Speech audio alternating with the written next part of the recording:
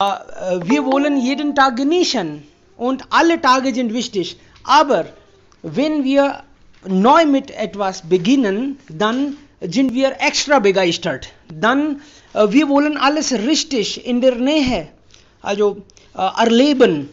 Wir wollen jeden Moment wollen wir also genießen oder erfahren. Solche Tage oder was war Ihr ersten Tag, und dann können Sie auch davon sagen, zum Beispiel Sie waren in der Schule oder am Arbeitsplatz. Man ist auch ein bisschen nervös normalerweise, weil man bis jetzt solche Erfahrung nicht mehr hat. Und manchmal ist der Tag sehr extra besonders gut, manchmal geht etwas ja auch schief. Dann erinnern wir noch, ja, extra, Leben lang. Also, wer beginnt? Manche haben vielleicht nicht mehr Arbeitserfahrung, aber dann können sie sagen, im College oder in der Schule oder sie waren vielleicht in einer anderen Stadt, im Ausland, sowas. Alles könnte man sagen, erzählen. Okay? Wer ist da? Wer beginnt zuerst? Ansonsten bin ich ja immer da, verfügbar. Frau Sharma, würden Sie damit beginnen? Wie war Ihr Tag? Haben Sie... Ja. Bitte schon. Ja, kann ich dann anfangen? Ja. Gerne. Ja, okay. Ich heiße Usha Sharma und ich erzähle meine erste Erfahrung im Deutschkurs. Ich habe nach etwas 25 Jahren befand ich mich einem Unterricht, ja, und ich lernte Deutsch als ein Hobby. Ich fühlte mich allein und traurig zu Hause in diesen Tagen und an diesen Tagen fühlte ich mich allein und traurig zu Hause und ich mochte etwas Neues zu lernen. In ILS Studio war es mein erster Tag, um etwas zu lernen. Alle Studenten waren jünger als mich. Ich hatte sehr kurze Kenntnisse von Handy und Computer, deshalb konnte ich nicht die neuen Wörter und Verben richtigerweise suchen. Aber Schritt für Schritt lernte ich alles. Ich erinnere mich der erste Satz von meinem Lehrer, dass mein Lehrer hat gesagt, Deutsch ist einfach, alles wird gut. Das war mir eine große Motivation. Ich fühlte mich hoch und motiviert. Obwohl bin ich ein langsamer Lerner, bin ich sehr geduldig. Ich fühle mich sehr geduldig. Mit Geduld und Mühe kann man alles schaffen. Heute kann ich diese fremde Sprache gut sprechen, schreiben und ja, lesen. Und das macht mir Freude. Das erinnert man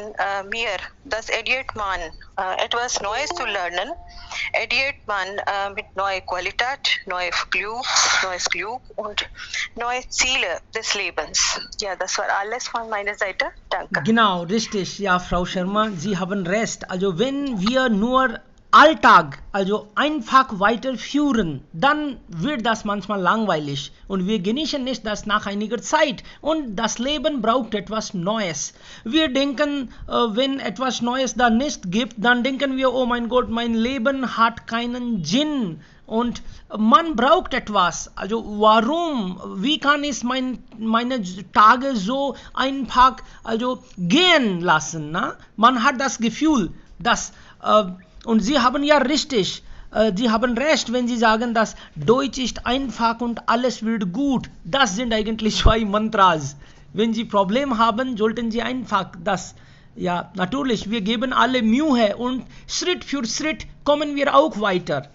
Also diese zwei Mantras haben Sie bekommen und dann nach 25 Tagen Jahre haben sie gesagt. Nach 25 Jahren waren sie wieder im Unterricht. Natürlich ist das ja ganz anderes Gefühl. Okay, noch Freunde, wollen Sie was teilen? Solche Erfahrung, egal im Unterricht oder in einer Stadt, Sie waren im Ausland, solche Sachen gibt es viele, natürlich. Okay, kein Problem. Bis andere sagen, dann könnte ich ja meine Erfahrung ja auch teilen. Ich habe meinen ersten Job eigentlich im Jahr 2004, also lange her, vielleicht 16 oder 17 Jahre vorher, angefangen und das war eigentlich im Bereich von Journalismus. Ich war wie Sie, ein frisch Graduate und wollte die Welt ändern, wie die fast alle Jugendlichen denken so. Ich war begeistert und dann habe ich irgendwann plötzlich einen Job durch meine Kontakte bekommen. Und dann wurde mir gesagt, dass hier muss man sehr diszipliniert sein und da gibt es nur seriöse Journalisten und du bist neu hier, du musst alle Regeln folgen. Ich war ein bisschen nervös, oh mein Gott, sind hier alle Menschen so hochnäsig, sie lachen nicht, das habe ich da gesehen und ich wollte eigentlich mit einer Zeitung beginnen und da war die Zeitung eine Abendzeitung, Evening Plus in Jaipur. Und meine Kollegen, Senioren alle natürlich, das war mein erster Tag. Sie waren so beschäftigt und sie haben im Meeting, jeden Tag hatten wir ein Meeting vor Beginn.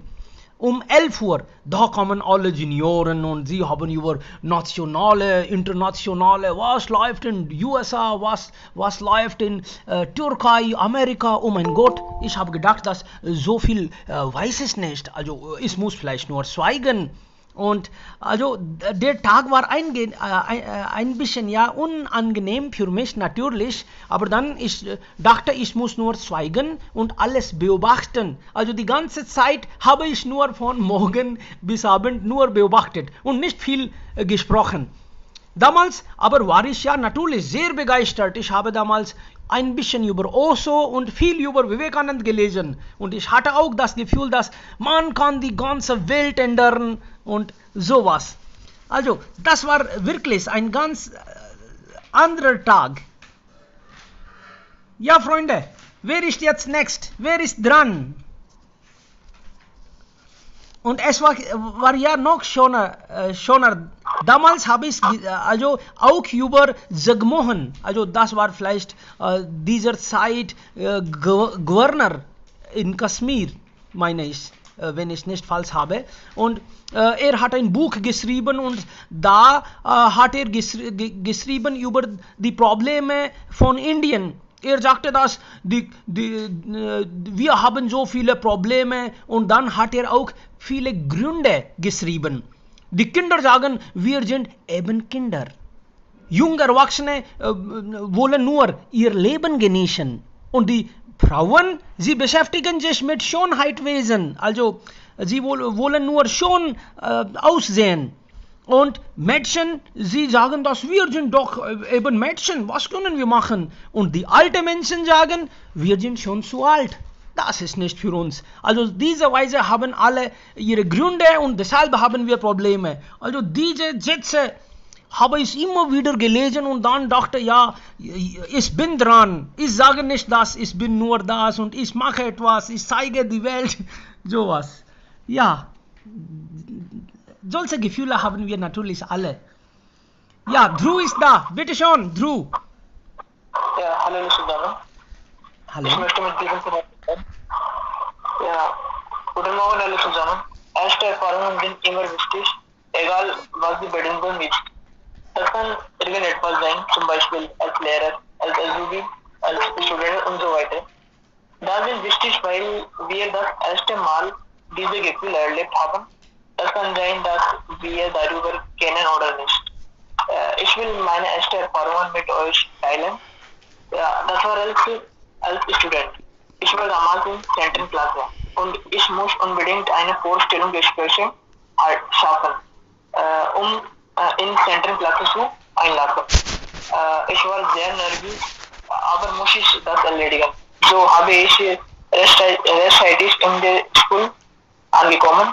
Da gab es 10 Lehrer und alle sahen an mich.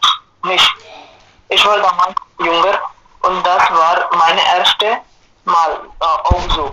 So, ich habe zu Lehrer gesagt, dass ich einen Raum brauche, um diese Prüfung zu schreiben. Sie haben mich erlaubt.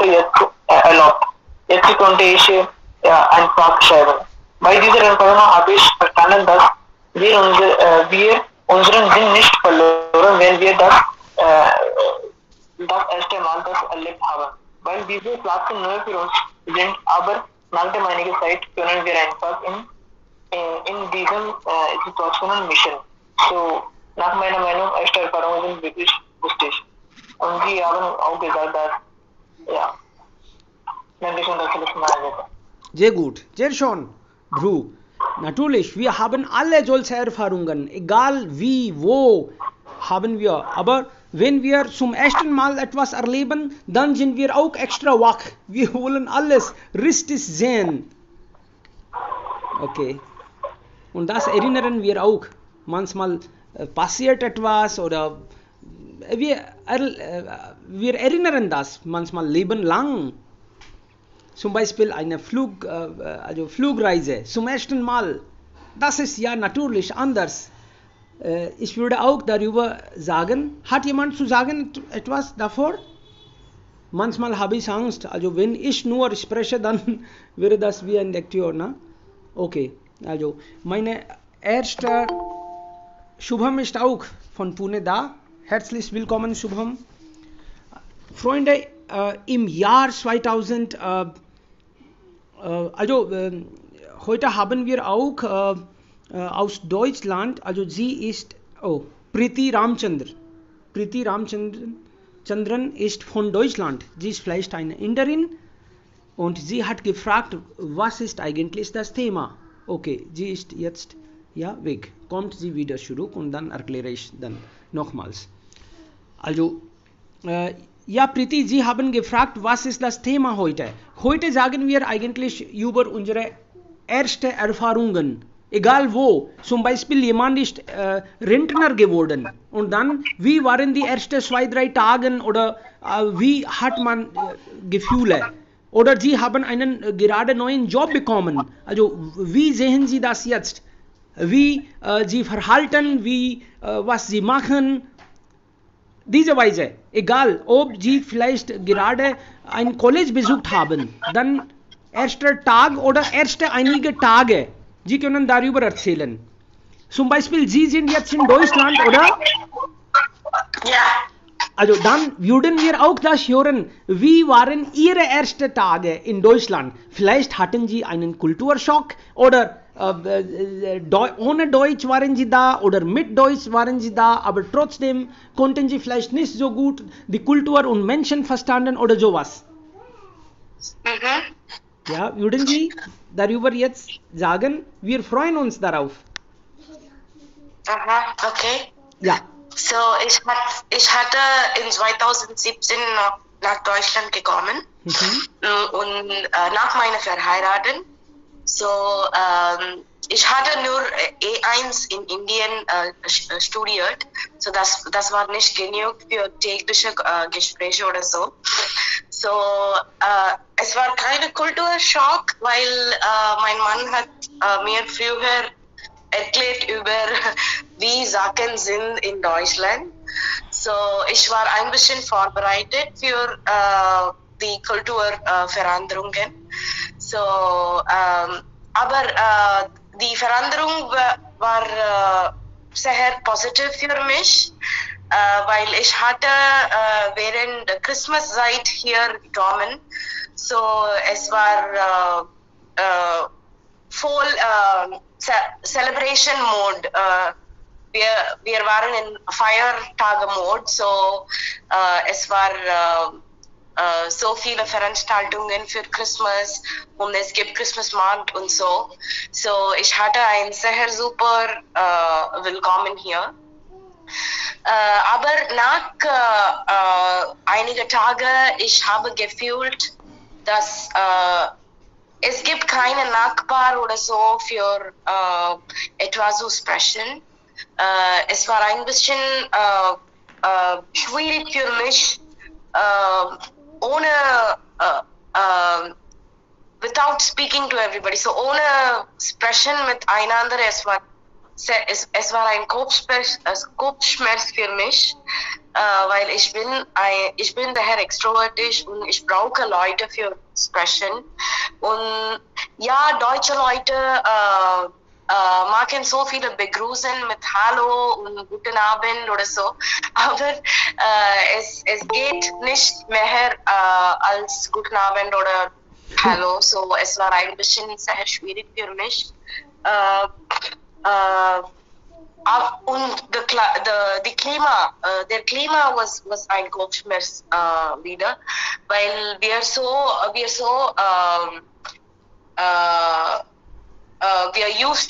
benutzt in Indien mit heiß Klima und es war sehr kalt hier und wir müssen alle tragen wie eine Jacket, eine Winterboots und so weiter. Und das war auch ein sehr neues Ding und es nimmt ein bisschen Zeit für mich zu erledigen hier. Ja, das war meine erste Erfahrung für die einige Tage nach meiner Kommen in Deutschland. Ja, vielen lieben Dank. Das ist ja sehr interessant. Also am Anfang ist das immer ein Problem. Das Klima, die Menschen, die Kultur, alles ist anders. Auch die Gemüse und Obst vielleicht manchmal. Und dann die Menschen sprechen nicht. Wir Inder sprechen so gerne und viel. Dann brauchen wir auch solche Menschen. Nur dann gefällt es uns. Alles ist schon, die Gebäude sind schon, alles sauber. Aber wir brauchen Menschen. Doch. Ja. Also, wo wohnen Sie in Deutschland und wo waren Sie in Indien? In Indien ich war in Chennai, Tamil Nadu. Mhm. Und in Deutschland? Ich hatte in Meiningen gekommen, zuerst. Und dann ich hatte zurzeit ich bin in Friedberg. Das ist halbe Stunde von Frankfurt. Also das heißt in Süddeutschland, oder? Mitte Deutschland. Okay, Mitte Deutschland. Alles klar. Sehr schön. Okay. Also Freunde, noch jemand will was sagen? Ja. Erste Erfahrungen? Ja, ich möchte meine Erfahrungen bitte sagen. Ja. So, warum die erste Erfahrungen oder die erste Tag sind sehr wichtig? Weil wir so viele Nervosität haben. Und diese Nervosität zu überwinden, brauchen wir etwas bewusst oder etwas Motivation, damit wir unsere Ziele erreichen können. Und ich erinnere mich an meinen ersten Tag in Deutschunterricht, aber ich habe keine Probleme mit Deutschunterricht. Und meinen ersten Tag, ich habe gut testet auch. Zum Beispiel, ich habe gelernt, meinen ersten Tag, ich erinnere mich ganz klar, dass ich nur die Vorstellung habe ich an der ersten Tag gelesen. Und ich kann es deutlich sprechen. Ich kann es deutlich sprechen, wie ich jetzt heute spreche, nur die Vorstellung, damit ich sehr geeignet bin. Und ja, ich erinnere mich, meinen schwierigen ersten Tag, zum Beispiel, wenn ich Fußball angefangen habe, dann ich erinnere mich, dass ich war sehr, sehr klein. Und ich war nur 12 oder 13 Jahre alt und mein Bruder, er spielte sehr gut Fußball und er war 19 Jahre alt. Und meine Umgebung war, in meiner Umgebung, es gab nur die Leute, die mehr als 20 oder mehr als 18 Jahre alt und damit ich so viele Probleme hatte. Und ja, und ich war nicht schnell genug, ich war nicht stark genug. Dann ich habe gedacht, das geht nicht. Ich muss mich verbessern. und ich muss mich stark machen und mit mehr bewusst. Und was passiert? Dann ich habe mich trainiert und dann, ja, einen Tag, ich erinnere das, in einem Spiel, ich habe eine Tore gepunktet. Dann, dann habe ich meine Angst übergewonnen. Aber ja, ersten Tag sind wir sehr, es ist sehr erinnernswert. Ohne es geht nicht. Aber ja, sollte man darauf beachten. Und dann, ich habe gedacht, dass ich habe jetzt einen Gedanken für alles in meinem Leben. Das, zum Beispiel, wenn fange ich mit einer Arbeit an, dann denke ich, dass es ist nicht mein erster Tag, es ist mein letzter Tag. Und ich muss meine Beste geben. Ich muss ich muss alles gut beachten. Ja, das möchte ich sagen. Dankeschön. Genau, sehr schön, Kanishk. Also diese ersten Tage sind ja natürlich erinnernswert auch. Und wir alle sind Menschen und wir denken mindestens, dass wir anders sind. Ja, wir sind auch ja mal anders. Und dann wir sind nicht sicher, zum Beispiel auch wenn sie heiraten, dann denken sie, oh mein Gott, passt diese Frau mir oder nicht, oder wie wäre das später, oder im Job auch, bin ich ein richtiger Mensch dafür oder nicht. Wir haben so viele Fragen und dann, sie sind auch ja natürlich normal. Ich würde auch dann über meine erste Reise mit dem Flugzeug ja hier heute erzählen. Es war eigentlich 2009, also vor 11 Jahren. Und ich flog von Jaipur nach Bengaluru. Und ich bekam einen Job bei EXA. Und dann, ich war so begeistert, oh, das ist meine erste Reise mit dem Flugzeug. Ich war fast verrückt und wollte alles richtig erleben. Das hat doch ja 7.000 gekostet. Und das war viel zu viel für mich. Und ich war erwartet, dass ich 45 Minuten also vor dem Fliegen da reisen, aber ich war schon vor 2 Stunden da und ich wollte diesen Flughafen auch richtig sehen, obwohl es war okay, wenn ich für 45 Minuten ginge. Und Flughafen, da auch, als ich da war, habe ich diese viele Geschäfte besucht und Sachen mit Preisen verglichen. Ja, automatisch. Ich wollte am Fenster sitzen, damit ich auch die ganze Zeit draußen im Himmel sehen konnte.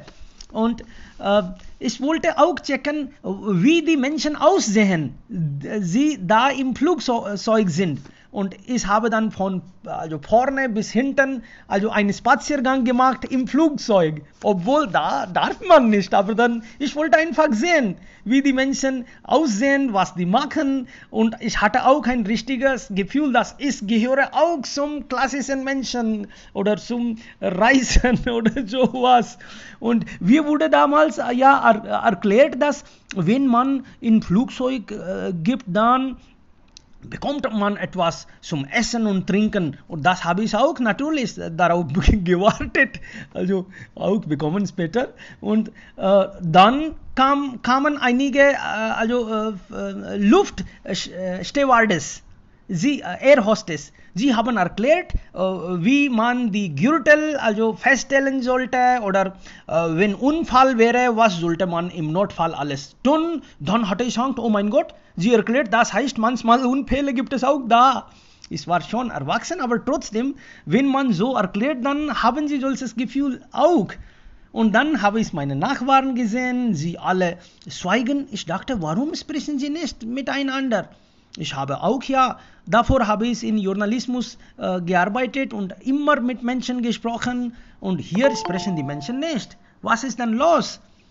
Das war eigentlich anders, das war nicht normal. Und dann habe ich auch extra die Toilette besucht, obwohl ich nicht wollte. Aber ich wollte sehen, wie die Toiletten im Flugzeug aussehen. Und dann hatte ich auch, vielleicht meine Freunde fragen mich, sie stellen einige Fragen, ich muss alles richtig erleben, ich muss alles richtig sehen. Ich war so neugierig, das finden Sie vielleicht komisch, aber das war so, einfach so war es. Ja, Freunde, Also, bitte schon, wenn Sie was sagen wollen, dann das ist nicht eine formelle Gruppe. Formeller Gruppe, das wissen Sie. Ja, Sie haben ganz richtig gesagt, die Flugzeuge, diese Voyager sind ja immer interessant und die alten Leute, die älteren Menschen denken so, dachte so, ja, so vor einigen Tagen, Jahren, dass diese Flüge sind für die älteren Menschen nicht richtig oder nicht sie müssen nicht durch diese Flugzeuge fliegen, weil sie haben einige Probleme mit wie die Luft, wie sagen wir in Deutsch, Breathing Problems oder wie so, ja. Und sie hatten sehr Angst darüber. Und deshalb mein schwieriger Mutter oder schwieriger Vater bis heute wollen nicht in einem Flugzeug sitzen wollen. Und sie haben sehr Angst. Ja. Natürlich, Sie haben recht, aber ich war ja erwachsen, voll erwachsen. Aber das zum ersten Mal, wenn man reist, dann hat man ja natürlich ein anderes Gefühl. Ein bisschen Angst oder etwas Neues, man ist sehr begeistert, nervös und ja, alles. Eine Mischung von solchen Gefühlen. Okay, wer ist ja noch dran? Sweta? Ja. Okay, Assis, Ja. bitte. Guten Tag alle zusammen. So, meine erste Tag als Teamleiter. So, ich habe mich auf diesem Tag vorbereitet, aber ich war sehr nervös. Bis dahin habe ich als Entwickler gearbeitet und jetzt muss ich ein Team leiten. Und es war sehr schwierig und neu für mich. Aber am Ende verlief der Tag gut. Ja, das war alles. Vielen Dank für Ihre Aufmerksamkeit. Alles klar, dann erinnere ich auch noch was. Also ein Freund von mir, er kommt aus einem Dorf wie ich und dann er arbeitet heutzutage bei einer deutschen Firma. Er wurde gefragt, kannst du ein Team leiten? Er sagte mir, also ich bin doch nicht solcher Stoff.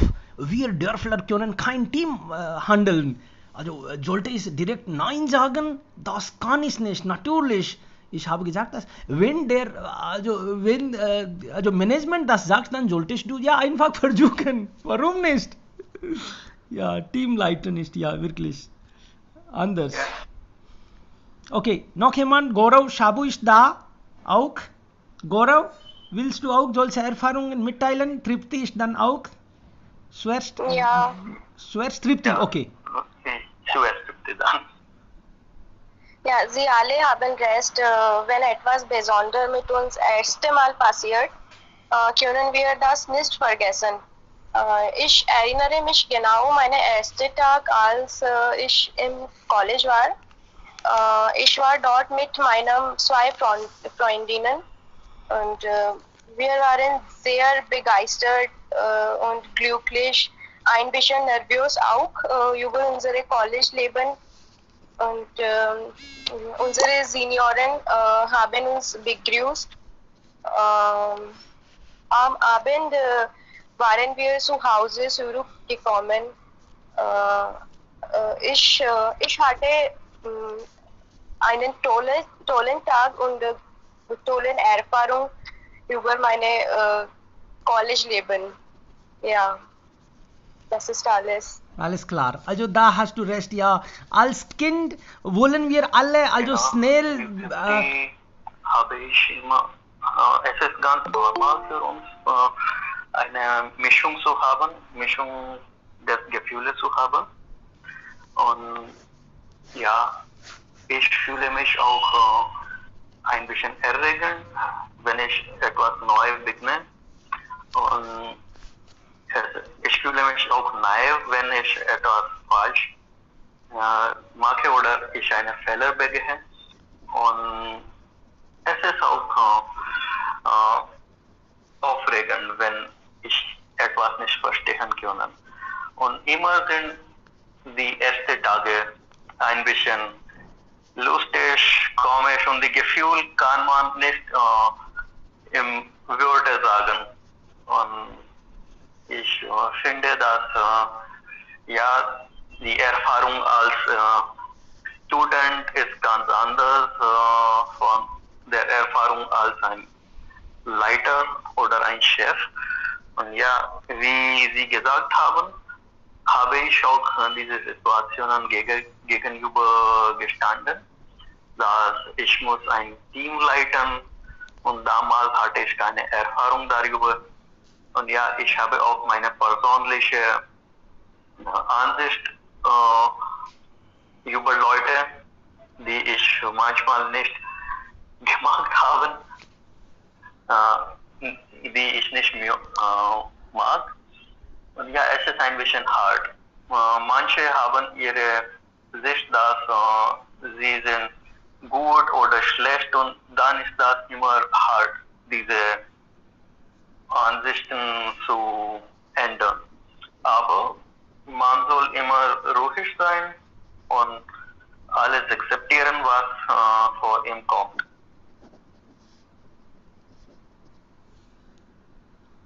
Alles klar. Okay. Sie haben recht, ja, natürlich. Heute haben wir auch Kavita da. Sie ist auch neu. Kavita, das ist eine ganz unformelle Gruppe. Okay, hier gibt es nichts formell. Man könnte ja etwas sagen, was man will über das Thema. Und wir treffen jeden Tag, also für eine Stunde von 10:30 Uhr bis 11:30 Uhr, sprechen über ein neues Thema. Egal was, wir sprechen über alles und sagen unsere Meinungen. Wir erzählen Geschichten und alles. Also so lernen wir Deutsch. Wenn Sie auch etwas sagen wollen, dann sagen Sie gerne bitte. Ohne Panik, ohne Angst, ganz ruhig. Wir alle sind Freunde hier. Okay, noch jemand? Und Pooja, du hattest auch recht, wenn du sagtest, dass in College, man hat dann ja immer das Gefühl, dass wir sind jetzt erwachsen geworden. Also als Kind träumen wir davon, dass wir schnell irgendwann groß werden und dann hören die Menschen uns zu. Genau. Ja, okay. Kanishk wollte was sagen dann.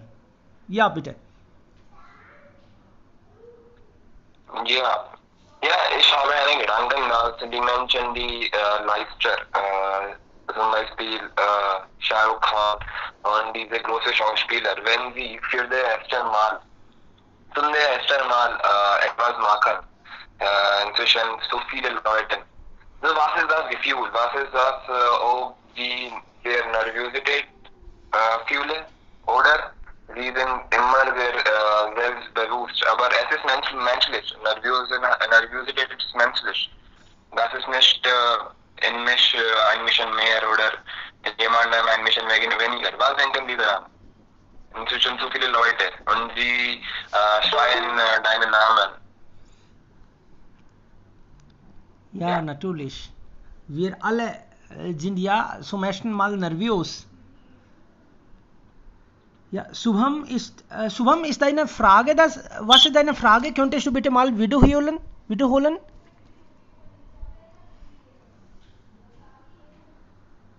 Okay. Ja, ich habe vielleicht verpasst. Was war die Frage?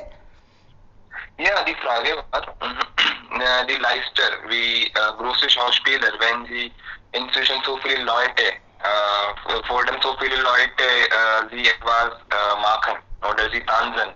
So, was ist doch die Gefühle? Zum ersten Mal.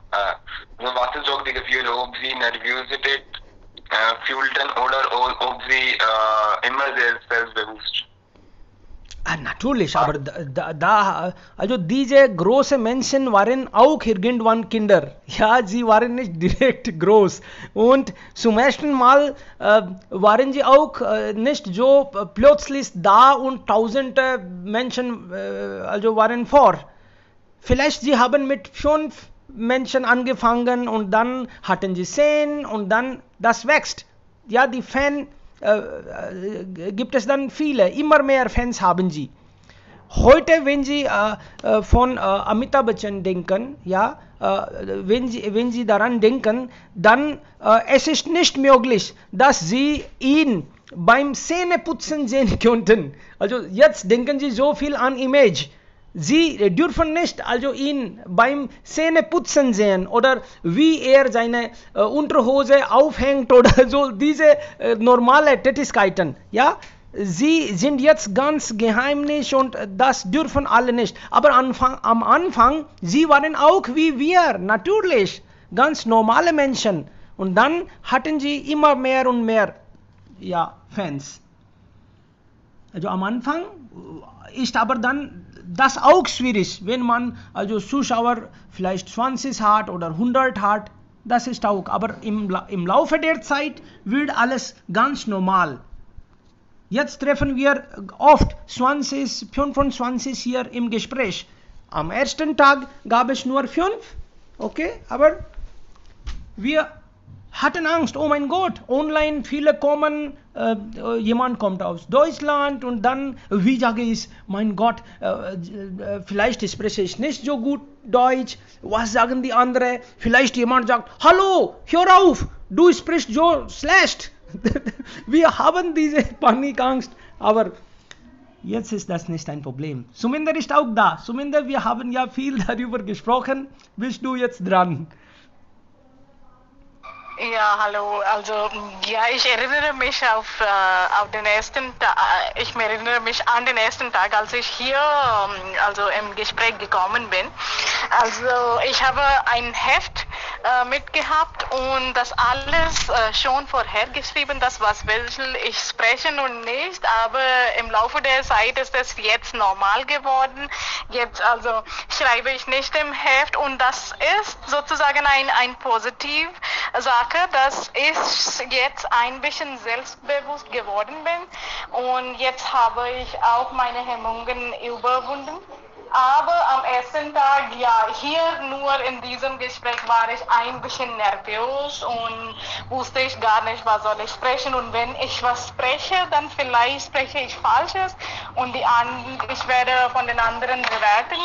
Und so eine sozusagen Nervosität hatte ich. Aber jetzt ist es mit der Zeit schon gegangen. Aber ein Nachteil ist, dass vorher habe ich immer die Wörter, die ich nicht wusste, geschrieben habe und die Bedeutungen davon dann nachgeschlagen habe und das habe ich auch gelernt. Aber jetzt mache ich nicht, das ist der Nachteil. Das muss ich und soll ich auch heute noch machen. Also wenn man denkt, dass jetzt ich alles, was ich lernen wollte, schon gelernt habe, dann ist es ein bisschen problematisch.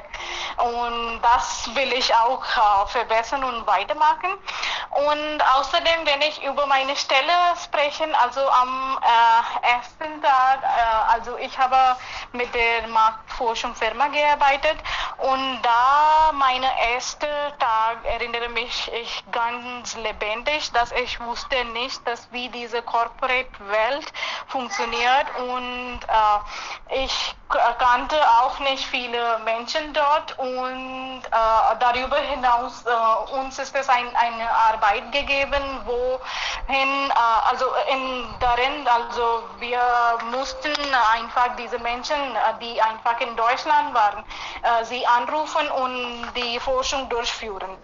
Und das war auch diese gleiche Nervosität, die ich auch in diesem Gespräch gefühlt habe. Also das ist immer so, also ich bin nie immer sozusagen bewusst oder selbstbewusst, dass was ich spreche, ist es richtig. Immer noch heute habe ich dieses Gefühl, irgendwas ich spreche, ob das von den anderen verstanden wird, ob das einen Sinn macht oder nicht. Und das war auch der Fall vorher und auch noch heute. Und das sind die Sachen, die mich manchmal auch in die Verlegenheit bringt. Und das will ich mit der Zeit überwinden, aber ich bleibe, das wird immer dabei sein. Und wenn ich über den ersten Tag meines Stellersprechen, dann also musste ich mit den Deutschen sprechen und auf Deutsch diese Forschung durchführen. Und am ersten Tag also hat jemand gesagt, seinen Namen zum Beispiel das war Thomas und er hat das buchstabiert und obwohl dass wir in A2 oder A1 gelernt haben, dass T wie Theodor, H wie Heinrich, O wie Otto, aber also direkt wenn ich im Gespräch war, habe ich das gar nicht verstanden und ich habe so geschrieben, T wie Theodor, H wie Heinrich und so weiter. Und dann habe ich meinen Kollegen gefragt, dass so eine lange, wie kann er so einen langen Namen haben? Dann also die einigen, die herum mich gesessen haben, sie haben einfach so gelacht und dann war ich mehr nervös. Was ist das Problem? Das ist mein erster Tag und wozu also bringen Sie mich in die Verlegenheit? Und so einige Sachen, ich denke, das wird einfach im Leben bleiben. Also mindestens so ist der Fall bei mir. Genau, also diese Anton, Berta, Cäsar, Dora, eigentlich Genau, das habe ich auch zum ersten Mal, als ich bei Siemens in Kalkutta gearbeitet habe, im Jahr 2010. Okay. Und ich hatte damals auch schon B1 gemacht und bis B1 habe ich das nie gelernt und da sprach man also mit den Kunden immer so. Und das war mir ein Problem und dann plötzlich war ich sehr nervös. Ich dachte, dass ich kann auch dann den Namen nicht richtig also aussprechen. Mein Gott, was denken die Menschen, dass er kommt aus Rajasthan und er kann nicht gut Deutsch? Also, ja, ich kann verstehen. Ja. Und wenn den anderen über uns lachen, dann sind wir mehr nervös. Ja, genau. Ja, so das ist so wie die Sprache wir haben schon im Institut theoretisch gelernt, aber wenn wir das ins Praxis setzen, ist das ganz anders. Und irgendwann im Jahr 2012 oder 2013, erinnere ich nicht richtig genau, aber dann war ich in Delhi und es gab eine Tagung. Alle, also Deutschlehrerinnen, Lehrer sollten da sein. Ich war auch da. Damals arbeitete ich bei Amity Universität, an der Universität. Ich war Lehrer und dann ich dachte, oh mein Gott, zum ersten Mal, also ich treffe mit so vielen Deutschlehrer, Lehrerinnen aus ganz Indien und es gibt auch Menschen, die von Südasien da sind und was denken Sie, wenn ich Fehler begehe, ein Lehrer darf vielleicht keine Fehler machen oder sowas, also extra nervös war ich da auch und aber dann, als ich da mit anderen traf, war ich zufrieden, oh kein Problem, ich kann ja das handeln, das ist schon okay. Ja, Freunde, wer ist jetzt dran? Vidhi ist auch da oder Shubham? Welche Erfahrungen? Shubham, wie war das, als du zum ersten Mal also heiratete? Entschuldigung, nein, das. Also, es tut mir leid. Ja. Nein, es tut mir leid, ich weiß auch nicht, ob er verheiratet ist oder nicht. Tut mir leid, Shubham, das habe ich nur aus Spaß gesagt. Ja. Ja, kein Thema. Ich bin schon ledig, ich bin 25 Jahre alt und ich renne meine mein Leben ganz allein. Und ich bin heute ein bisschen krank und wollte nur zuhören, aber ich wollte dieses heutiges Thema nicht verpassen. Deshalb bin ich da. Aber trotz, ich sage, eine kleine Erfahrung von mir gestern, ich war raus und in meinem Balkon und ganz Tag und Nacht auch, nicht Nacht, nur ganz Tag, am Morgen 9 am bis 6 Uhr im Abend. Ich war nur raus und meine Mutti hat mir gefragt, es ist sehr kalt raus, bitte trag mal den Pullover an. Ich habe sie nicht zugehört und sagte, nein, ich bin schon erwachsen, ich habe sehr viele Kraft, brauche ich den heute nicht, gar nicht, keinen Pullover, keinen extra Klamotten. Dann sie sagte, sie wiederholte 2, 3, 4 Mal und sie ging mit dem Pullover ins Haus, aber heute bin ich ein bisschen krank und ich habe Fieber. Und gestern war ich in der Laune, als ob wie ich ein sehr überforderter Mensch bin. Überforderter, overwhelming, overconfident nicht. Aber ich bin immer in der Laune. Dann, aber ich habe meine Mutti gar nicht zugehört und bin ich heute krank, trotz meiner Mutti sagt, gestern auch sie hat mir schon eine Warnung gegeben, etwas morgen will passieren, dann will ich werde ich da nicht sein, dich zu kümmern. Aber ich sagte, das geht nicht, nie, alles wird gut passieren, warum denkst du dazu? Aber ich bin krank und meine Mutti ist da, die sagt, habe ich schon gesagt, aber du bist jetzt krank. Mach keine Sorgen, keine Panik, bin ich immer da für dich. Ja, sehr gut. Diese Eltern, ja, diese nette Eltern, ja, wir Jugendlichen sind ja gut gelaunt und dann hören wir gar nicht zu. Du hast recht. Also das ist bei uns allen so. Und ja, schon, natürlich. Gut, werde ich jetzt, also das macht mich ja schon begeistert, dass im Gespräch sind die Menschen aus ganz Indien, manchmal auch von Deutschland wie Priti jetzt. Also wir treffen uns jeden Tag und dann kann ich das nächste Jahr verpassen. Ja, noch jemand bitte? Ja, Priti. Okay, ich wollte nur hinzufügen, in Deutschland man kann nicht ein Risiko nehmen, weil wenn wir beobachten nur einige kalt, denn wir müssen alle unsere Winterkleidung tragen, von Kopf bis Fuß. Ja. So, wir können kein Risiko nehmen, weil sogar wenn wir in einen Tag raus ohne diese Kleidung, dann für sicher wir würden Fieber oder kalt oder etwas, wir würden das bekommen. So, in meiner 3 Jahre Erfahrung, ich habe das verstanden. Never risk wearing any winter clothing. Genau, richtig. Also am Anfang sind wir nicht so gewöhnlich und wir wollen auch vielleicht Risiko eingehen. Aber dann im Laufe der Zeit verstehen wir, oh mein Gott, das ist sehr gefährlich. Ich muss nur daran leiden. Ja, ich bin dafür schuld und dann wird man, also durch Schaden wird man auch klug. Ne? Ja. Ja.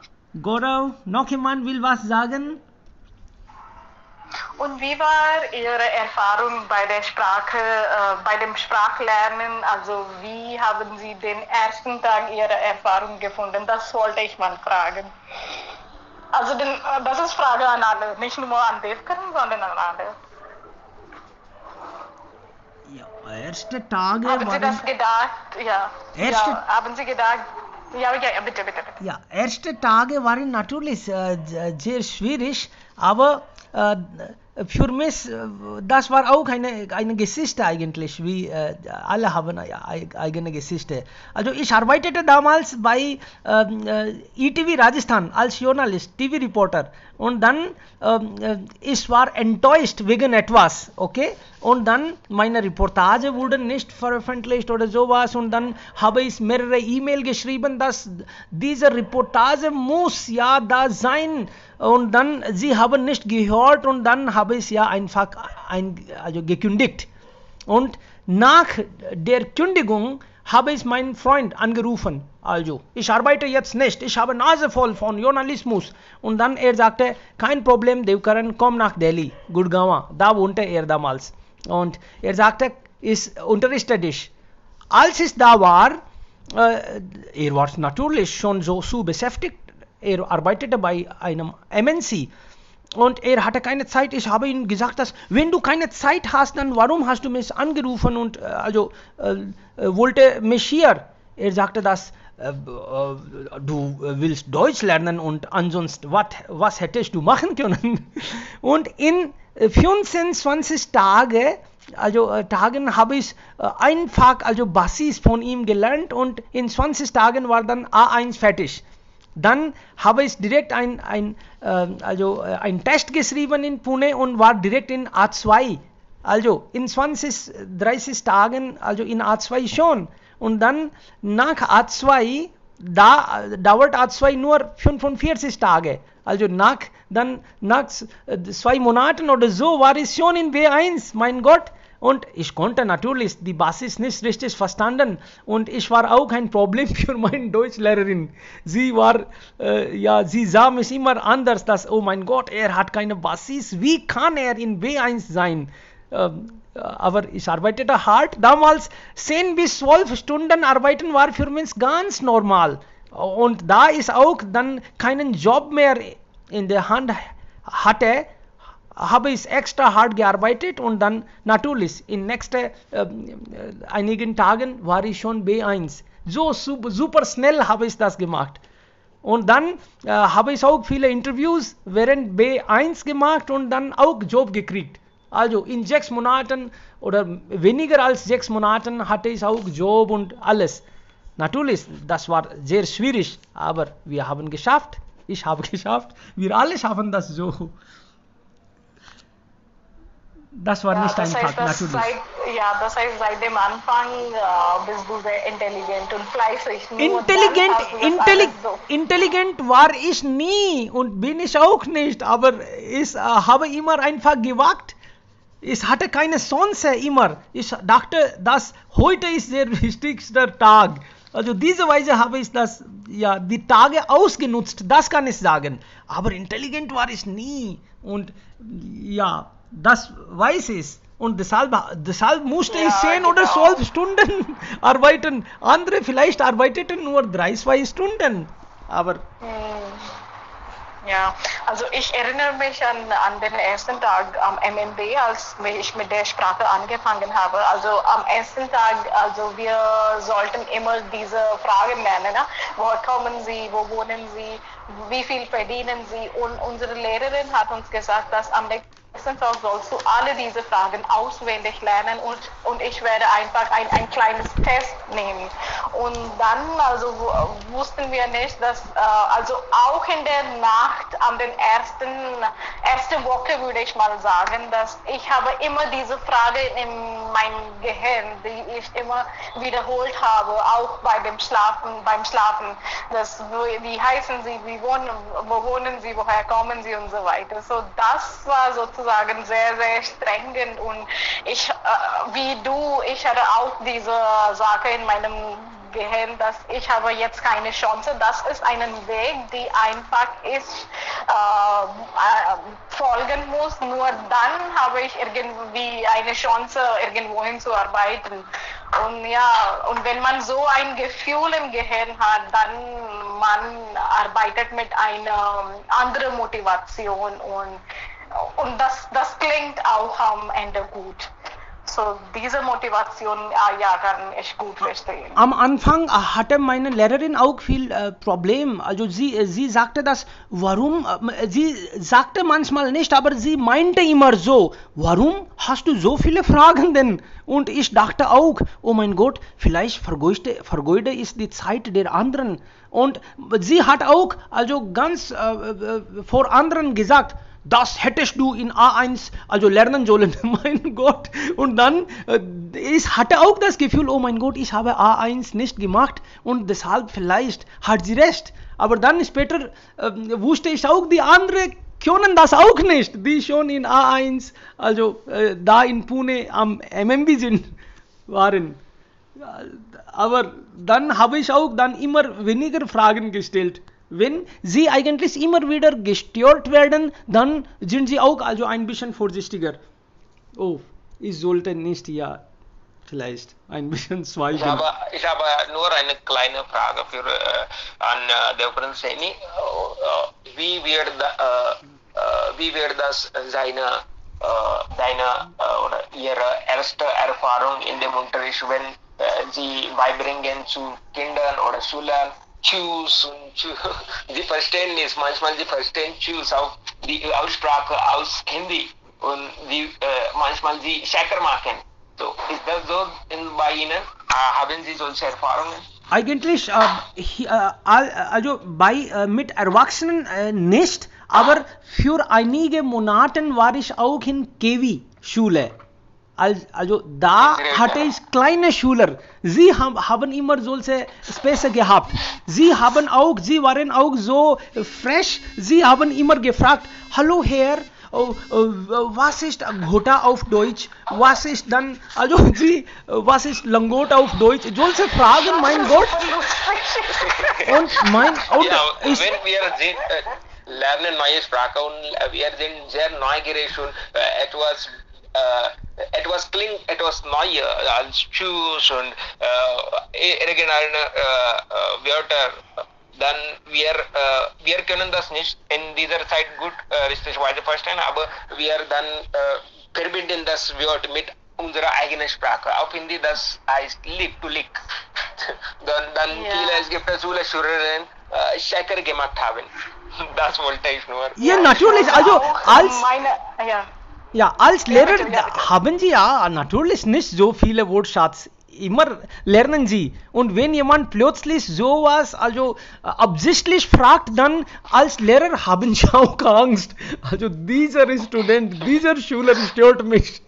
Ja. Alle sind nicht sehr kluge Studenten, aber einige sind dummkopf Studenten. Ich möchte das Wort nicht sagen, aber ja, bitte. Ja, dummkopf Schülerinnen sind auch da. Und das macht Spaß. Ja, und ehrlich gesagt, einige Male habe ich dem Schüler auch falsch was gesagt. Also zum Beispiel, er hat plötzlich vor allen etwas gefragt und dann habe ich auch plötzlich etwas geantwortet. Das war gar nicht richtig. Damit ich ja nicht also als dumm gesehen werde. Sie müssen ja. Ja, und ich will auch meine Erfahrungen in diese Richtung teilen. Also als ich an der DPS also unterrichtet habe, da ist eine Regel, dass man soll nur auf Englisch sprechen, sei es irgendein Unterricht außer Hindi-Unterricht. Und als ich einfach in den Unterricht gegangen bin und die Studenten, sie wussten schon diese Sachen, ja oder nein, das war vielleicht zweiter oder dritter Tag.